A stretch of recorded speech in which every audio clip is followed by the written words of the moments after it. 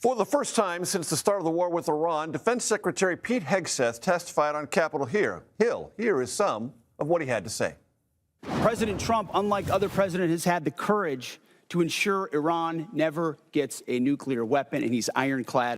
The biggest challenge, the biggest adversary we face at this point are the reckless, feckless, and defeatist words of congressional Democrats and some Republicans.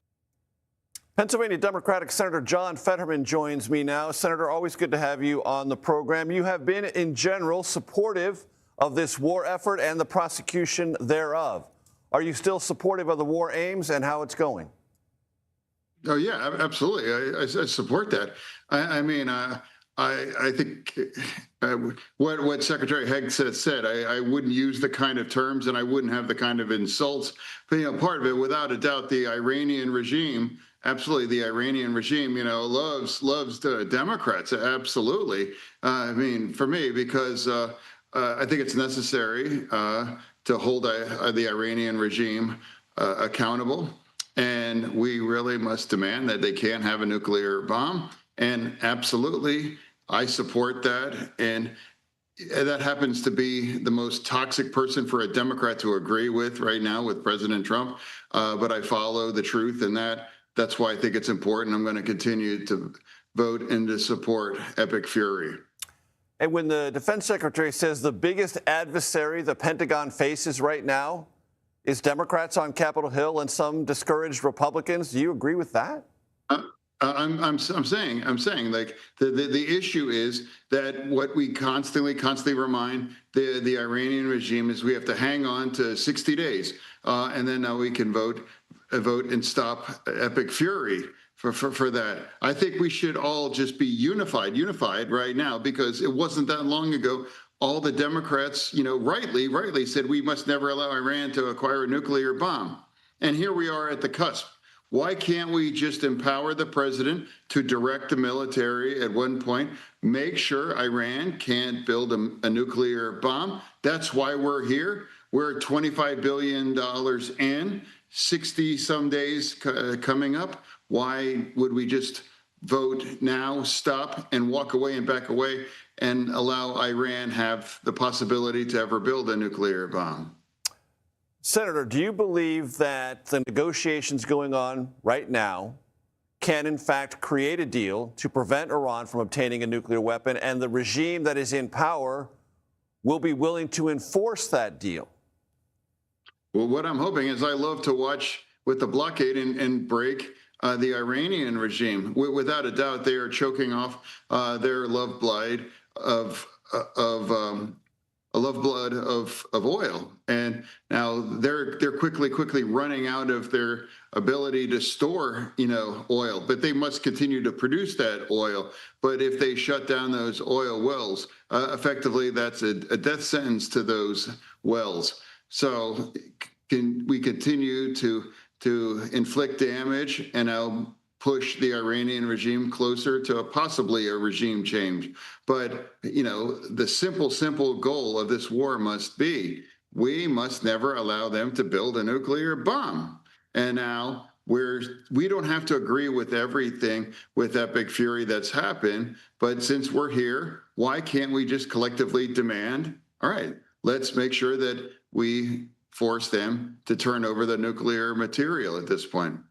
You and I were both at the White House. Go ahead. I'm sorry, Mary. Let me say this. Yeah.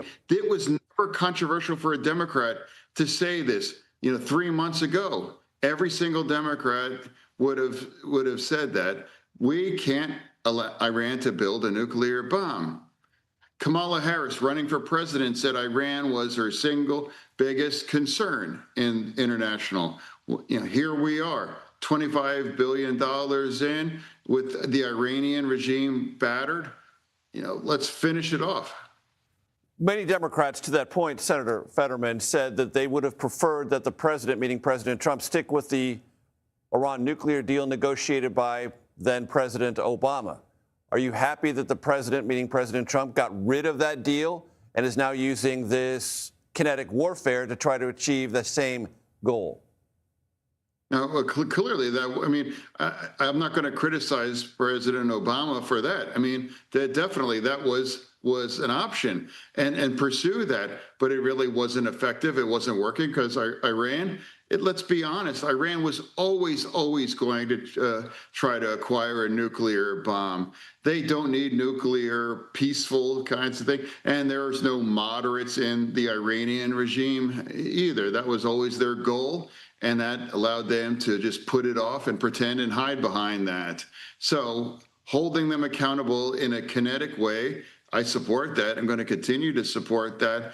And why Democrats never have, for me, that's why it's largely defined by the TDS. And when something that we used to all unanimously agree, now unanimously with essentially just me, besides me, doesn't support those things. Why? TDS, a reference, I presume, to Trump derangement syndrome. In that regard, Senator, you and I were both at the White House Correspondents' Dinner. First, your reaction to what happened that night in the moment, as you recall it, and what, if anything, do you believe the relevance is of what happened Saturday night, the attack on the president and other senior officials that was attempted, and the need or necessity for a White House ballroom? Yeah, absolutely, 100%. I mean, you were there, Major, right? I mean, you couldn't, how packed that is. And you all know where we were all sitting, and you had, Rubio, you have Hegseth, you have Vance, you have President Trump. We have all of these people within effectively, 200 square feet. And now we all remember Oklahoma bomb back in 1995. I mean, could you imagine if whether it's Iran or whether if it's enough people organize this to place the bomb, in there, and that could have turned that quickly into like a decapitation of our nation there, depending on how successful that is. We can't ever allow to put our line of succession in that kind of close places, and definitely not in the kind of a facility just like that.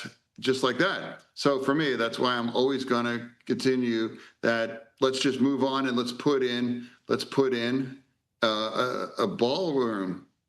And Senator, we have a picture of you at the event, and it doesn't appear that you are kneeling down or taking cover at any level. Did you at all, or did you feel fearful enough to do that?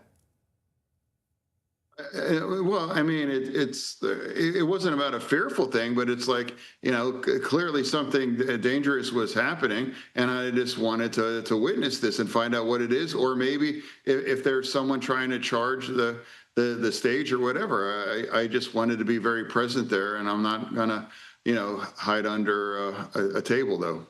Pennsylvania Democratic Senator John Fetterman, always a pleasure, sir. Thank you. All right, thank you very much.